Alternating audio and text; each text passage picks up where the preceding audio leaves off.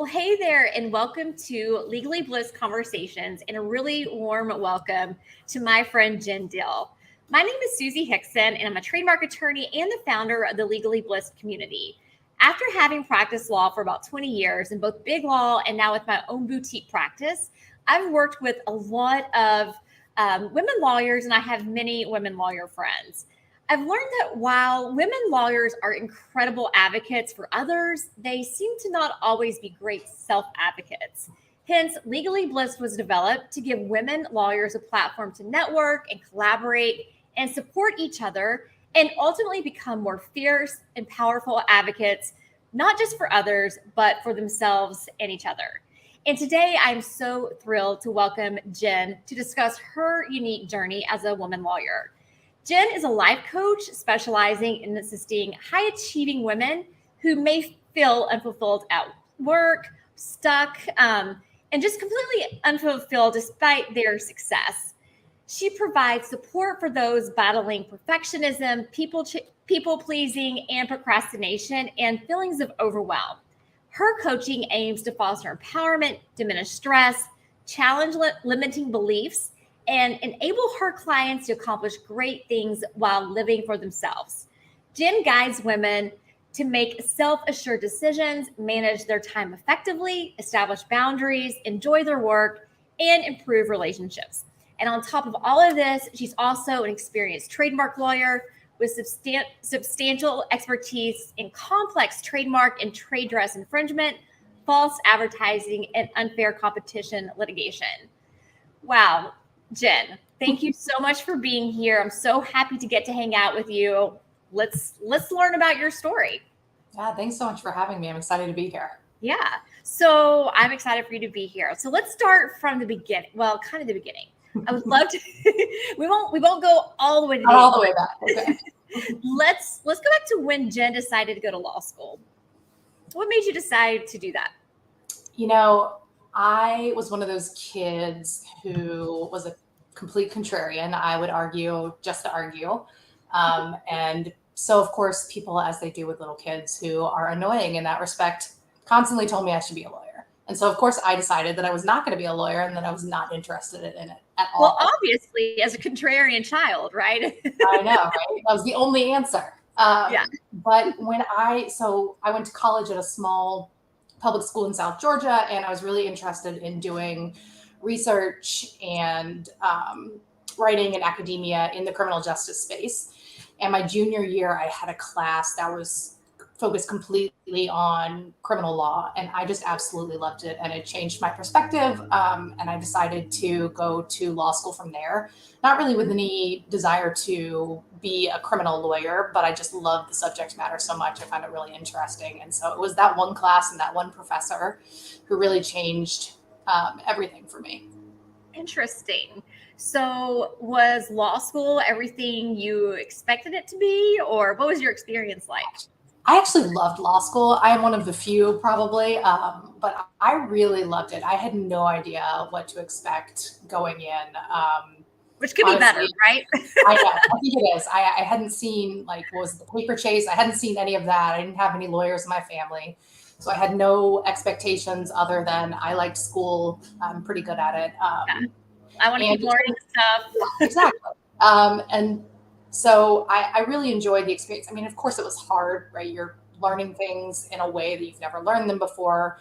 No one teaches you how to study. The types of exams that you're taking are completely different. So there was a lot of new stuff, but I actually really liked it. I just find all areas of the law really interesting, and it works with the way my brain works. I like to problem solve. I like to look at all sides of things. And so it was a really natural fit for me. So I actually ended up really enjoying it. I would go back now if they would let me, but you don't make any money going to law school, so no, can't pay the bills as a student, right? No.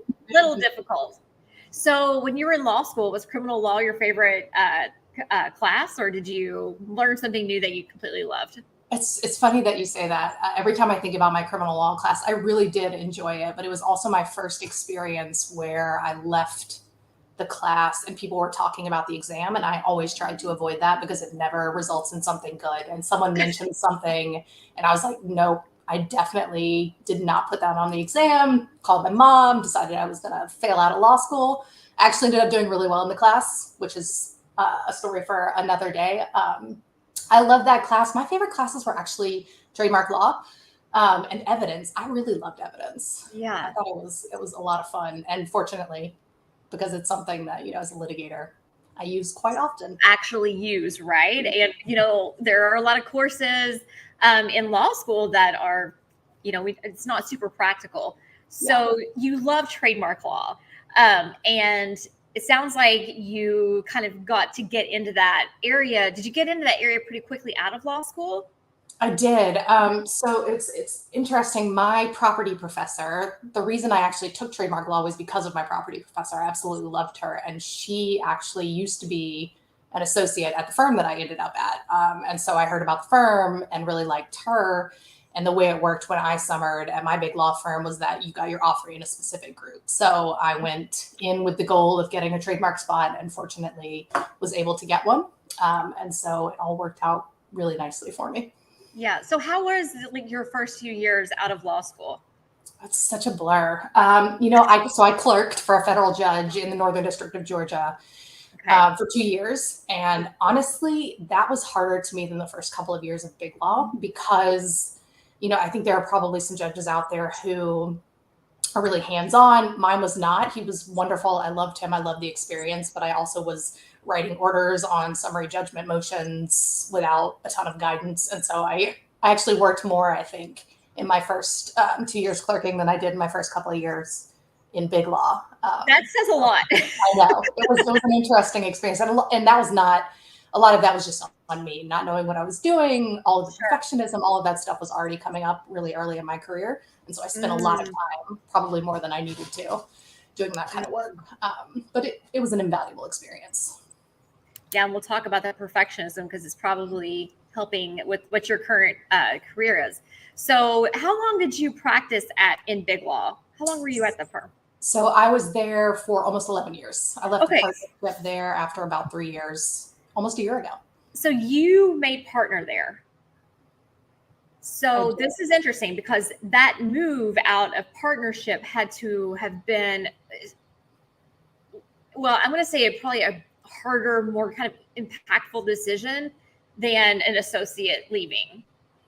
Yeah, I think there's hard parts to either side of it, but for sure there are things, and it's not always true, but there are certainly stories we tell ourselves that it's easier to leave as an associate and come back than if you leave as a partner to do something completely different. Like you're kind of burning some bridges, maybe in a way that you wouldn't if you were leaving as an associate. And it definitely took a little while to get my head wrapped around whether that was the right thing for me, how I was going to handle it.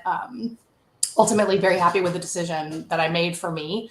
I truly did love my experience in my firm. I love the people that I worked with. And it got to a place where I had, through coaching, getting my own coaching had really created this career that felt sustainable to me. And so to be able to leave it from a cleaner place, I think was really helpful, right? I didn't leave it out of desperation or because I hated it. And so that made the decision a little bit easier for me because it was just, I preferred something different at that point in my career. And like you said, like you were going through coaching, you had coaching. So you actually made the decision to leave, not from a place of like fear or desperation or anything like that. Yeah. Which I think is, really impacts the way that we make decisions and what we're willing to do and what we're willing to try. If we are making it from that place of, I have to get out of here, anything is better. Get me out. We end up in places that aren't all that much better. Yeah. No, I mean, I think that happens all the time to people, right? They feel like they're drowning. They feel so desperate. So they'll just take any kind of offer when at the end of the day, they're just kind of moving from one bad situation to another. Absolutely. Changing those external circumstances kind of feels good for a little bit, but then you get into the other position, you realize, well, this is just more of the same. Yeah, exactly. It's all the same, but different marble floors, right? Right. So okay, what I'm curious, like, was there an impetus for you starting to think about leaving the law firm life and transitioning into something else? Because my guess is something was percolating even before you decided you wanted to get into coaching. Yeah, it's one of those things where I went into law school not really knowing what I wanted to do. I ended up doing far better than I could have imagined. And when you do well, as you know, there's this big law track that you get on, and it's sold as the gold standard. Everyone should want to do this. If you make partner in a big law firm, everything's going to be perfect and amazing. And so I just got on that track and just continued on it and did well at my firm, and things proceeded really smoothly. And so I just never really stopped to question, is this what I want to be doing? Is this the life that I want to live forever, for now? Like, what does that even look like? And so I think the pandemic for me, just like so many people, brought the opportunity for some real introspection about how things can change so quickly and nothing is guaranteed, and really helped me wrap my head around the idea that even if this was a really good thing, even if I could be really successful, it didn't have to be the thing for me, and that was okay. And so I think, honestly, I'm really grateful to that period, even though it was full of all sorts of emotions and anxiety, but it really did allow me to stop and reflect on, we have this one life. It doesn't have to look the way that we thought it would look 10, 15 years ago, or different people now with different wants, different desires, different needs, different information about who we are and what we want our life to look like. And so that slowdown really let me start thinking about, what could be different for me. So it started percolating around the pandemic time. So how did it look different for you? What were you thinking about at that point? Like what were you envisioning? It was not clear at all. I'd spent a really long time, everyone, I think, maybe not everyone, but I think so many of us lawyers go through those phases where we're just like, I don't think this is for me. And we're Googling, what else can I do with a JD? Alternative lawyer careers. Exactly, right? We all have those periods. It's totally normal. I think that's probably true in every job, right? And I had always had in my mind that as a litigator in a specialized area of law, there just weren't that many options for me.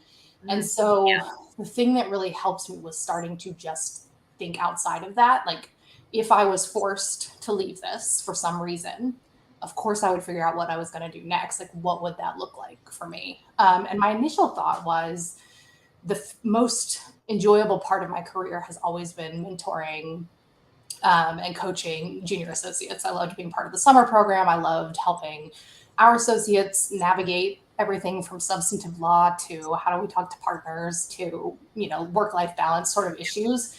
And because I had been a coachee and had done my own coaching and paid for my own coaching and seen the impacts of that, I just started considering what might it look like, even in the big law environment, for there to be someone in-house, like a chief people officer or someone in-house doing that kind of work for associates. Yeah.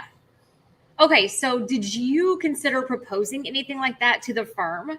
I did explore the idea of it, but what I really discovered about myself is through the pandemic, through all of this process, I always thought I was a person that really liked rules. I liked for people to tell me what to do, to know what was next. But what I really started to uncover was a lot of that was just a lack of self-trust, the perfectionism, all of those things. Like, I needed the rules so that I knew how to show up in a way that would have everybody be happy with me and not disappointed in me. And what I really discovered is I don't actually like those rules. They're all fear-based. And so when I started unraveling that, the idea of working for myself without the red tape of a law firm and trying to navigate, right? If an associate is having a problem with a partner, who is my obligation to as the coach that's employed by the firm, right? And so I really just started thinking that the way for me to be in most service to the women that I want to help is for me to get over the fear and to do this on my own. I think it's interesting how coaching, like, it helped you on a personal level, right? But you also knew the things that you were learning would be helpful to younger associates, like junior associates, for example. So there's kind of two sides to that, but you realize that while it sounds really great to have this in a law firm, there's, like you said, there's all the red tape and the bureaucracy. And then you're like, you know what? The coaching has taught me that I could, maybe the stories that I've been telling myself about me and how I show up, maybe they're all just stories, right? Like maybe Yes. I've just been making all of what's true, right? What's really true? Like really nothing. Like it's all. It's exactly, yeah. They're And if all that's true, though, your options are wide open, right? right. Wow. But pretty much everything is like just stories that we make up in our head or have been impressed upon us by society. So you question those, and that's why I think lawyers can make such great coaches. Yes. Because we do question everything, right? So you decided to leave the firm. Did you? And I know that you're practicing now, right? I am, yeah. You're practicing at a smaller firm, yeah.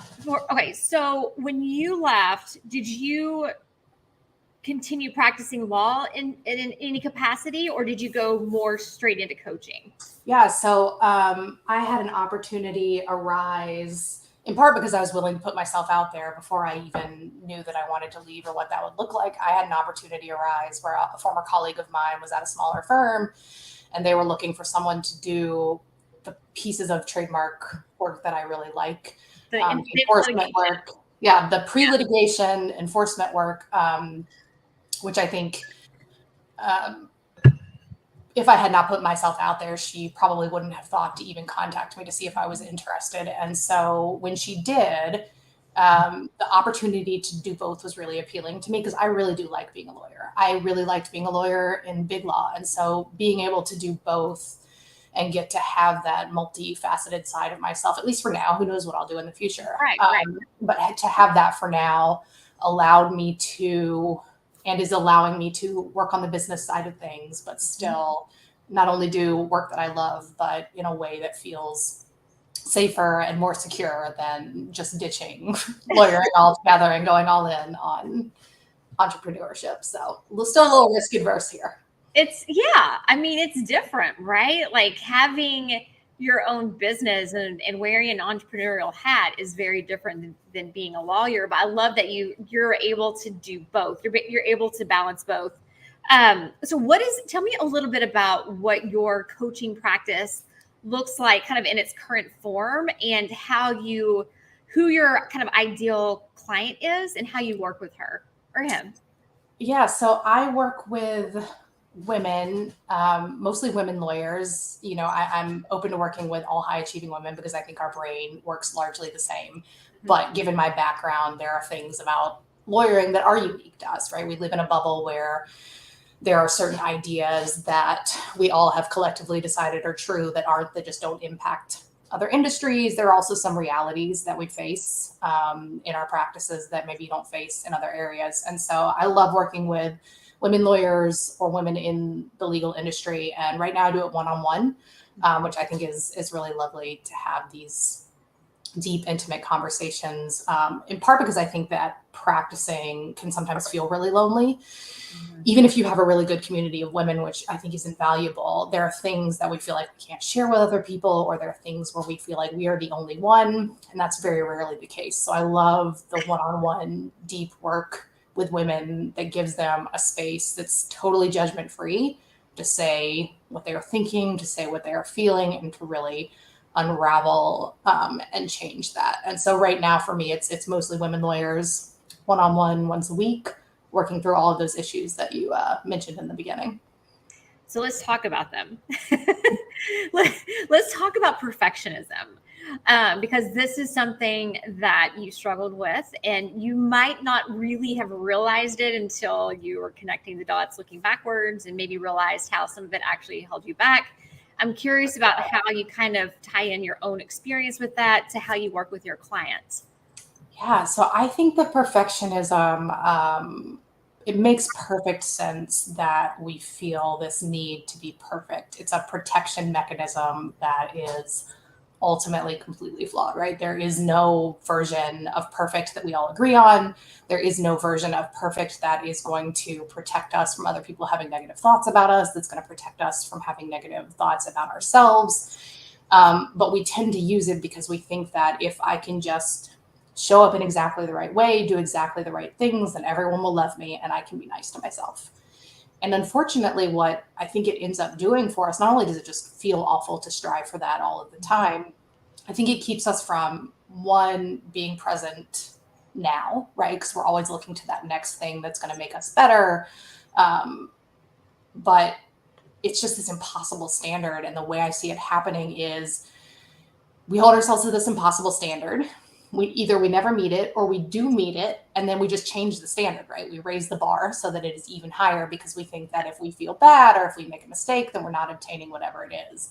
And so the worst part about it to me is that if you have these perfectionist tendencies, the way that we talk to ourselves, the judgment, the lack of self-compassion, any forgiveness for ourselves, any recognition that we are human beings and not robots, like, that is the piece to me that I think holds women back. Not only is it exhausting to sort of live up to that all of the time, but when you are constantly trying to use shame or judgment or guilt to motivate yourself, you're just going to hold yourself back. Like, it may motivate you in the short term, but in the long term, always striving for perfection also leaves you always fearing falling short of perfection. And so it ends with us not being willing to take the risks, not being willing to ask for what we want, not being willing to try new things, because we're so afraid of not being in that perfect place. So in the end, not only are you not achieving whatever this made up definition of perfectionism is, you're just not living or creating the life that you want. Yeah, I think that striving for perfectionism holds us back so much. And people just really need to realize that perfection does not exist. It's just this ethereal thing that it could mean one thing to one person is something completely different to someone else, right? And we're trying to constantly strive for something that doesn't even really technically exist. Yeah. Part of the problem, I think part of the problem when we're dealing with associates and law firms is that we don't give them a safe space to not attain perfection. Yeah. Right. It's like if you turn something in that isn't properly bolded, or, you miss a period, like you're gonna sloppy or you're something. Sloppy, right? Yeah. You're gonna be put down. And I don't have the answer for how law firms can do better, but I think that coaching, a lot of this comes from within, right? Is like how you approach these types of challenges, because at the end of the day, we probably can't change a lot of things, right? Yeah. We can't change these external circumstances, these systemic problems that we see in many law firms, especially in big law. So it comes down to coaching young associates how to approach perfectionism, right? Yeah. Or how to validate yourself and not wait on feedback from someone else, because you're rarely going to get it. And if you do, it's definitely not going to be the positive. No, right? I remember always being so fearful of asking for feedback and knowing that I needed it, but I was like, oh, it's going to be so bad. Like I would shrink just thinking about it. Yeah. I like how you kind of have 3 P's here. It's like this little 3P trifecta I'm seeing: perfectionism, people pleasing, which is the other thing that, I think it maybe ties in a little bit with perfectionism, or maybe having challenges. Challenges with saying no, right? And then also procrastination. Like they all kind of play together. It probably, like, working on one part of that trifecta helps the other. Yeah, and what's really interesting is I really focused on those, I think, because it's something that everyone struggles with. I actually have been thinking about this a lot, and I think that most of the problem with the procrastination piece is wrapped up in the perfectionism piece, in that procrastinating is not like inherently a bad or wrong thing. It doesn't mean anything about you as a human. And so to me, and we all procrastinate, right? It does not matter who you are. In some way you are procrastinating. But to me, we've turned it into such a moral judgment. Like, it's such a problem if I procrastinate. And sure, it probably has some true tangible impacts. But if we took out the shame around procrastination, around the way that we showed up, I just don't think it would be that big of an issue. So to me, the perfectionism and the people pleasing are the things that I tend to focus on most, because I don't care if you procrastinate. Like, I'm not judging you. I do it all the time. But if you're constantly holding yourself back, or telling yourself that you're not good enough, or, doing things for other people at the expense of yourself, then that's really going to impact you in a way that just changes every aspect of your life, and usually not for the better. Yeah. Yeah, I think you kind of hit on something interesting about how we talk to ourselves. It's interesting because I've heard, I've picked up on this kind of just in because I've been really bad about how I talk to myself, and I'm like, oh, you know what? Like, I would not talk this way to a friend of mine. This is insane. And then I noticed one day that I knew some people that were close to me that were talking very negatively about themselves in front of youngsters. Yeah. And I'm like, that's when you know you're getting old, is when you call them youngsters. But I was like, oh my gosh, they're like talking so negatively about themselves. And I said, we really need to do better about how we talk about ourselves in front of young women, teen girls, because they pick up on that and they think it's okay to talk negatively about themselves. And there is there's no badge of honor in doing this. Yeah, for sure. And so I think that, working on that is really important kind of in our space, because lawyers do tend to be very, very self-aware and very hard on themselves, and do tend to talk negatively about themselves. For sure. So how would someone know when they are ready to work with someone like you? That's a great question. I wish I had done it sooner. And I don't say that just because I'm doing this for a living now. I truly, if I had taken the steps to get a coach 4 or 5 years earlier, I would have saved myself so much grief and stress and anxiety and heartache. I think people tend to wait until they feel really desperate. And at the time that you're feeling desperate, of course, things are going to feel bigger and harder to change. And so for me, I'm a person who's probably always going to have a coach now, just because I see so much value in it. And there's always something to be working on that I want to work on. So for me, I think that anyone who wants to feel better day to day, anyone who wants to create a career that feels good and sustainable, and it currently doesn't seem like that is possible, I think it's a really good time to start exploring whether you want to work with a coach, whether you want to do therapy, whatever you want to do, right? There's no shame in asking for or getting some support from someone else. I definitely wish that I had done it far before I got to the point of Googling what else I could do with my Jenn Deal. Yeah, it is interesting that you were trying to find help, but you were trying to find alternative things that you could do, but then you found coaching and it helped you as well on like a personal level, right? Yeah, for sure. I agree that, well, see, I look back to when I was a young associate, and oh my gosh, I could have done so much better if I would have had like almost like a mentor that wasn't within the firm, right? Because I think you got to be really careful with those firm mentors, especially if there's those assigned programs, because, for mentor assigned programs that seem to be, run more formally, like you can't really open up to someone who's a senior associate, for example, like that you're working with, or you do work for. Yeah, exactly. Right. So, but then again, having a coach, it's a little bit different, I think, than having a mentor, because like a mentor, like I kind of look at it as someone who maybe does a little consulting, a little guidance, whereas a coach, someone who's a trained coach like you. Actually, I want to let you tell people what coaching is like compared to something like therapy, because it's different. Yeah, it's a great thing. I want to start with the mentorship piece, because I think mentors are super valuable, and I've had some really incredible ones in my career. And I do think you can find safe spaces. I tried to be a safe space, but at the same time, there's going to be competing interests, right? If you're an associate, there are going to be things either you don't feel comfortable talking about because you're worried about what the repercussions might be. Or if you're the mentor, right, you have a different interest potentially than the person you're mentoring. You probably want that person to stick around and do the type of work that you do and whatever. And that may not be what they want. And so the reason I like coaching is because it was a completely judgment-free zone, no bias, no interest in the outcome of what I decided to do. But at the same time, coaching's not here for advice, right? I don't know what's best for you. I'm not going to tell you what to do. I may tell you what I've seen other people do, or share with you options that you might not be considering. but I'm never going to tell you what to do. I don't know what's best for you. I don't know what's best for me. Half the time, it's really just what is going on in your head. How do we figure out what's best for you in this moment? How do we make you feel better?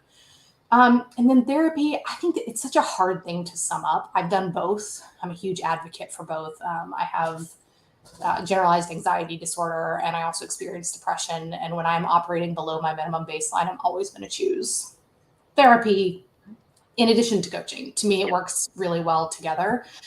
The way I kind of view coaching is that in coaching, we are really, at least the type of coaching I do, we are really focusing on the present. So what are you thinking now?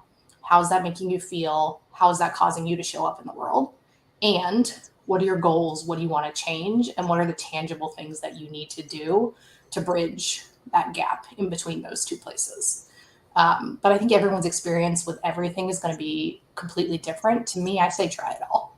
Whatever works for you, whatever helps you feel better, give it all a try. Give it all a shot. Yeah. I think there's a ton of value in having a mentor. I had some great mentors when I was an associate. As for having therapy, I think that is excellent when, like you said, kind of you're below baseline. I look at coaching as when you're kind of to a point where you're at baseline and you want to excel your career, right? You really want to take off. And coaching, one thing I think is cool about coaching is like you said, like you're not providing advice. This is not consulting. As a coach, you know that your client, first of all, like you're kind of holding space for them, but you also know that your client has the answer, right? Yeah. And your job sort of is to help them find the answer themselves by asking the right questions. And that is so beautiful. There's so much, I mean, that's such a cool and unique thing for people to be able to do for someone else. I'm curious, how did you balance coaching and wearing a very different hat? How do you do it now? Like balance that with being a lawyer where you give guidance, right? These are the steps to, in this matter that we need to take. It's different. You're wearing a different hat both times. That was definitely one of the things that I had to work on the most, because as you said, like our job as lawyers, it's to present options and provide advice. But I do think there's overlap in that as lawyers, we still don't get to tell our clients what to do. It's true. We can present them the options, but to do that, we need to know what considerations are they thinking about? What are they worried about? What are their business goals in the trademark world? What's the goal of the brand? What does it mean to them?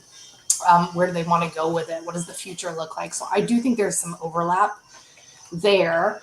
I also think that being a lawyer, and to me, and being a good one, is there has to be a lack of judgment there too, right? Like the people that we work with are human beings, and people make mistakes. People don't always show up the way that you want. And so I did find there was a lot of overlap, but at the same time, learning that it's just not my job to tell you what to do. It's not my job to tell you what I think would work best, because I just don't know.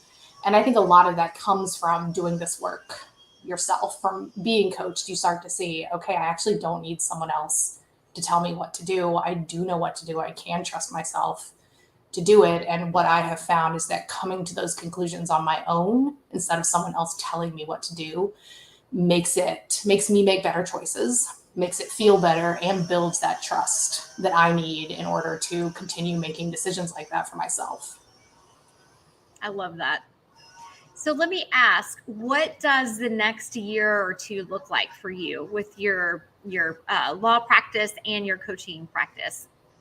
I hope it continues the way that it is. I've got a really beautiful balance now where I'm able to do about 50% of both, and even combined, it's less than I was doing as a big law attorney, which has given me a lot of space to kind of find myself again. I know that's cliche, but when you are constantly, and it's not even the number of hours and the amount of work in big law, but when you're constantly feeling stressed or anxious or inadequate, or all of those things that I think women lawyers tend to deal with, it gets really hard to create any space to know yourself, to know what you want.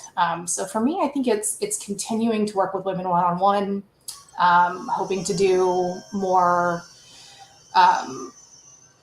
sort of workshops and things at law firms so that women can really start to implement some of this in their own lives. Because I think a lot of people don't know what coaching is, right? They don't understand. Yeah. They don't understand and never heard of it, or their experience has been business development coaching, but not the kind of coaching that really works on who am I as a person? What do I want my life to look like and feel like as a whole? And so I think it looks like more of the same of this, a lot of just having fun and sort of exploring what being on this side of big law looks like. Yeah. It's got to be awesome. So my last question is, if you could leave our listeners and our viewers with one piece of advice or one like little gem of wisdom, what would it be? I think you just cannot believe what your brain tells you 90% of the time. Like, I love that. Unless it's positive, and then go ahead and believe that, right? Go for it. Yeah, it's true. Once I became truly aware of the way that I was talking to myself, because I think we talk to ourselves in a way that is not only terrible, but we just don't really notice what's going on. We don't know what the thoughts are. It just feels bad. And so really starting to get clear on what am I myself and how are those impacting me? Because I guarantee you the way that you are talking to yourself is not nice and it's impacting every piece of your life. So what I want most for women lawyers is to focus on self-love, self-trust, self-compassion, because those are not only going to make your life feel better for you, but it just makes it possible for us to have a much greater impact on the legal industry, on the people around us. So those are the things that I think that we should be focused on. Just how do we be nicer to ourselves and give ourselves a little more grace and a little more acceptance of the fact that we are all human beings trying to do the best. We really are. And we always, need to question those thoughts going through our head, right? Because so many people think they're true, and that's part of the problem. But that's part of the beauty of coaching, right? Is to help you become more aware of that thinking, poke holes in that type of thinking, and maybe help pivot the thinking a bit. So thank you so much for being here, Jenn. Yeah, thanks so much for having me. I really appreciate it. It's always fun to talk about this stuff. Yeah. Where can people find you? So I actually have one more question. So come over to jendealcoaching.com and you'll find my social media. I'm on LinkedIn a lot. It's my favorite platform. All lawyers should be on LinkedIn. It's not the place that it used to be. There's incredible content that I think is so helpful. You can find all my socials there, and I'd love to connect on LinkedIn. And it's JENN. Yes, 2 N's. 2 N's, DEAL. And I'll have a link to your website in the show notes as well as on the YouTube description. So awesome. Thanks again for having me, Susie. Thank you so much for being here. I've loved learning a little bit more about your journey. And, I feel like there's always, looking back is always interesting, right? Because you can kind of see the dots just get connected so much better. And you're like, I was struggling with perfectionism so much as a young lawyer. And it's cool that you're able to help lawyers with that now. Thanks. I love doing it. Thank you all so much for being here. If you enjoyed this show and you want to stay updated on future Legally Blissed content, including when we go live in the conference room and on interviews like this, make sure you hit the subscribe button and that little bell. And of course, feel free to share this with a friend. Thank you so much, Jenn, and I hope you have a beautiful day. Bye. Bye.